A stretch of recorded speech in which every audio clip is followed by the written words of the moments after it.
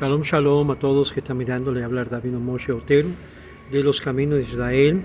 Antes de todo quería felicitar a los nuevos rabinos de los Caminos de Israel, todos los cuartos que han sido administradores de los Caminos de Israel ahora se han recibido del rabino, viendo el rabino Yeshiyah, el rabino Hillel, el rabino Neri y el rabino Shlomi de Nicaragua. Mazel tov por su excelente trabajo en lograr recibirse del rabino. Quería compartir con ustedes, todos los que están mirando, una porción de Tehillim, de los Salmos, Salmo 19, en el texto hebreo, verso 8. Torat Adonai tamima meshivat nafesh eidut Adonai neheman manam mahimat petim. La Torah, las Torat, los leyes o enseñanzas del Eterno, es perfecto o completo, que convierte o renueva el alma. El testimonio del Eterno es duradero, haciendo simple el sabio. Este es un pasaje que el rey David nos da en el Salmo 19, verso 8, y nos da una idea de lo que es el poder, de lo que es la Torah. Nota que dice Torah, no Torah singular, está en lo plural, indicando que no solamente es las enseñanzas de las leyes escritas, sino también la ley oral. Obvio, David el rey también había recibido de sus antepasados o sus maestros enseñanzas de la Torá que eran oral. Y esto es importante de entender, porque aún el rey David fue un receptor de las enseñanzas de sus antepasados, de los sabios y de los líderes del pueblo. Y es por esto que comienza que es las enseñanzas, porque Torah, aunque se refiere a leyes, plural, las leyes de Dios, también habla de las enseñanzas, la doctrina de Dios que Dios le dio a él, y esta es la que causa tamima. Tamima significa estar completamente sin necesidad de nada, sino estar whole, como dicen en inglés. La idea de estar completamente satisfecho con la porción que es el Eterno. Y la razón por qué esto es importante, porque vemos que esto es lo que convierte o renueva el alma. Muchos de nosotros estamos en una jornada, desde el momento que nacimos aquí, en una jornada hacia alguna dirección. Y la pregunta se hizo el otro día a mi persona, una persona que se había convertido del cristianismo y ha entrado y dando de entender que hay muchos en este mismo camino que se han convertido de otras religiones y han compartido conmigo, me han dicho, rabino, es que cuando yo inicié en el camino de esta religión, yo de verdad, de todo corazón, me convertí a Dios. Y lo que mucha gente no entiende es que ellos inicialmente inicia lo que es este camino, este proseguir en este camino espiritual, iniciándolo quizás no en el camino correcto, y porque le enseñan cosas que no es conforme a la Torá. Pero la experiencia que ellos pasan es una experiencia real. Ellos sienten que son renovados, son cambiados eternamente, no son las mismas personas que eran antes, y quieren saber por qué es el dinamismo que ocurrió en mi vida de esto. Muchos le quieren achacar que fue chucho, otros los achacan en otras cosas, pero realmente cuando la palabra de Dios es la que toma a la persona y la persona llega a asimilarlo en su interior, comienza a haber un cambio si lo reacciona de forma sincera a esa palabra de Dios que fue sembrado en el corazón, en la mente de la persona. Esto es lo que expresa el rey David, que ocurre cuando las enseñanzas de la palabra de Dios toman raíz en el corazón, en el alma de la persona, en el nefesh, por eso dice en el nefesh de la persona, de Shema, comienza a haber un cambio en el nefesh de la persona, comienza a haber un cambio radical desde el interior. Ya deja de hacer cosas malas, ya deja de hacer cosas que sabe que es algo que no le agradó a Dios.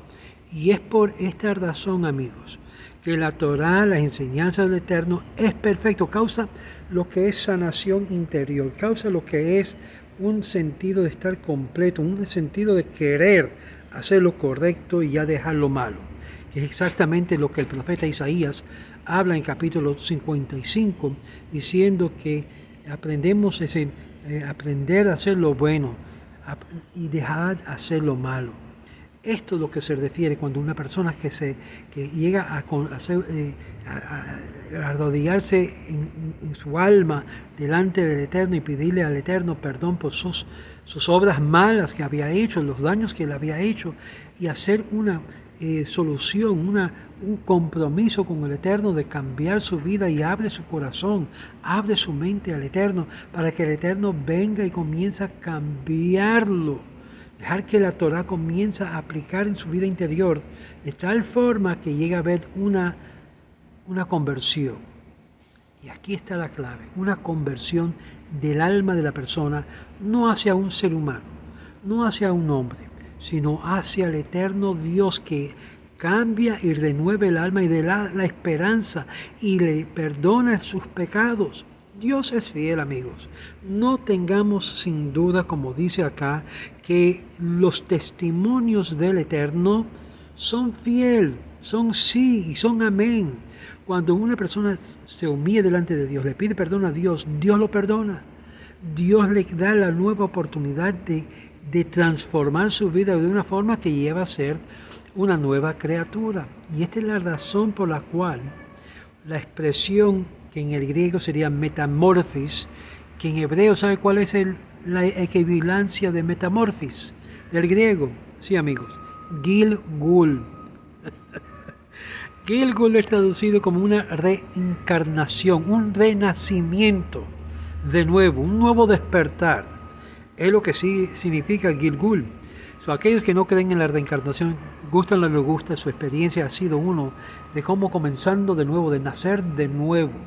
Y esa idea de nacer de nuevo es una reencarnación, una nueva oportunidad, porque el alma es nacido, se crea una alma nueva en la persona, de una forma que hay un despertar hacia las cosas de Dios.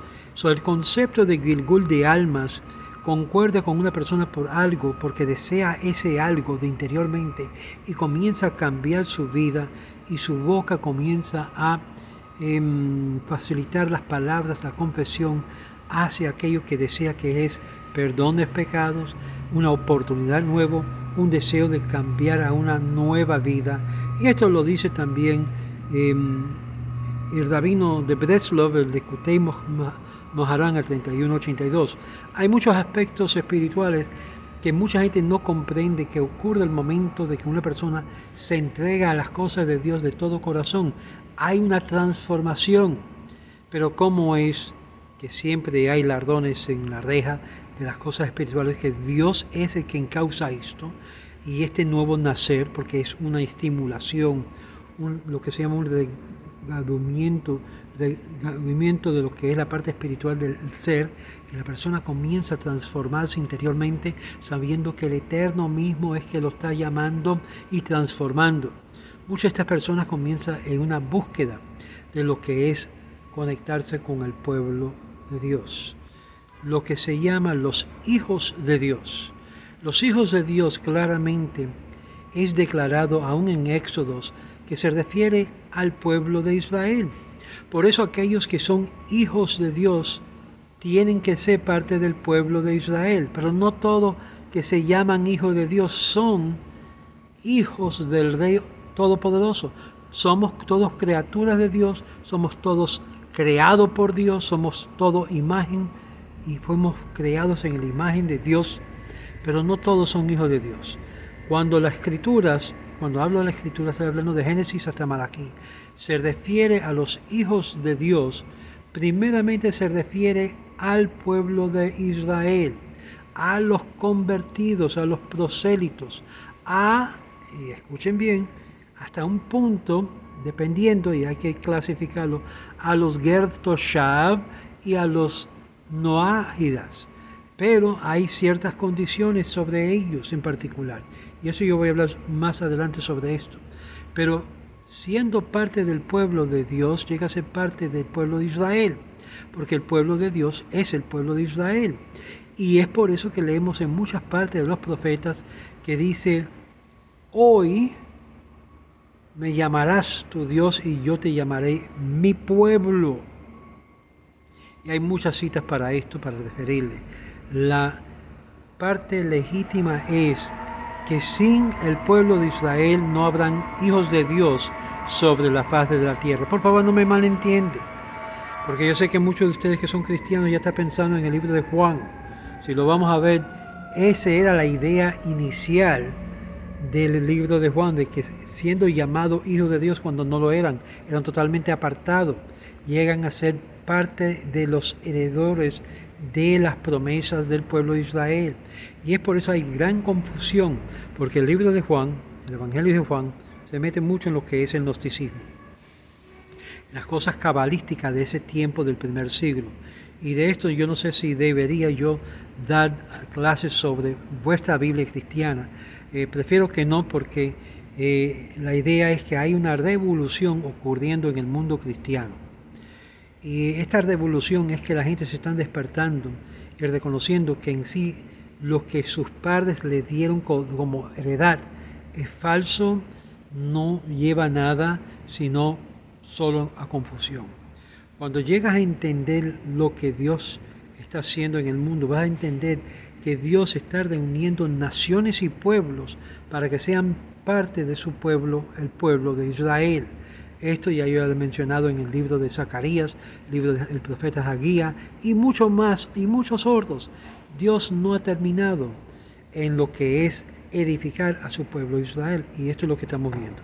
Por lo tanto, cuando dice las Escrituras, el Salmo, Torat Adonai Tamima, Meshivat, que convierte, que transforma el nafesh, el alma, y que los testimonios del Eterno son fieles, son verdaderos, que convierte el alma, que hace una persona que totalmente era desconectado, no inteligente, necio, en una persona simple y sabia. Esto es lo que pasó con el Rambam. El Rambam le hacían burlas cuando era pequeño, decían que tú eres un necio, vete de aquí. Aún su padre hasta un cierto grado lo desechó. Pero mira qué diamante más grande se convirtió, porque insistió, yo voy a aprender de la Torá. Y fue la Torá, fue el árbol de la vida que lo transformó al ser humano que era y que es hoy en día un gran sabio del pueblo de Israel. Usted también puede llegar a ser como el Rambam. Usted también puede ser como el simple sabio que Dios utiliza de la nada, que no, de verdad, de la nada tomarlo, cogerlo y transformarlo a ser algo precioso, un tesoro grandísimo. No llega a pensar por un momento que simplemente yo soy ahora un gentil o soy un simplemente cristiano, que Dios no me puede cambiar y hacer una transformación tan grande que puede ser como el rabino Meir. ¿Sabían que el rabino Meir era nieto de César? Era un nieto de César. Él era descendiente de los César. Y sin embargo, hoy en día es una de las figuras que más predomina en el Talmud, en los dichos de los rabinos. Hay aquellos que piensan que una persona que se convierte nunca puede ser legítimamente de Israel, y eso no es cierto. Una vez que una persona se convierte, llega a unirse al pueblo de Israel y llega a ser llamado Ben Israel y Ben Elohim, es decir, hijo de Dios, hijo de Israel, ser partícipe de las promesas y la herencia del pueblo de Israel, como hizo Ruth. Mi pueblo será, tu pueblo será mi pueblo, mi Dios será tu Dios será mi Dios, y donde quiera que tú vayas yo iré. Y de esa forma, Ruth, la simple moabita, que no era de un pueblo que Dios llamó para ser parte de su pueblo escogido, la transformó, la hizo parte de su propio pueblo, y como resultado surge desde Ruth lo que es el descendiente de David, el rey David y el Mesías que ha de venir. Este es el poder tan grande que tienen las enseñanzas de la Torá. Y repito, no dice Torá singular, sino Torá plural, hablando de las enseñanzas maravillosas del Eterno que Dios nos ha dado al pueblo de Israel. Si usted rechaza lo que es la ley oral, usted está rechazando a Dios, amigos. Si usted rechaza las enseñanzas de los rabinos, usted está rechazando a Dios mismo. Y es por eso la importancia de aceptar completamente Torat Adonai, las palabras y enseñanzas completas, plural de Dios. Shalom, shalom.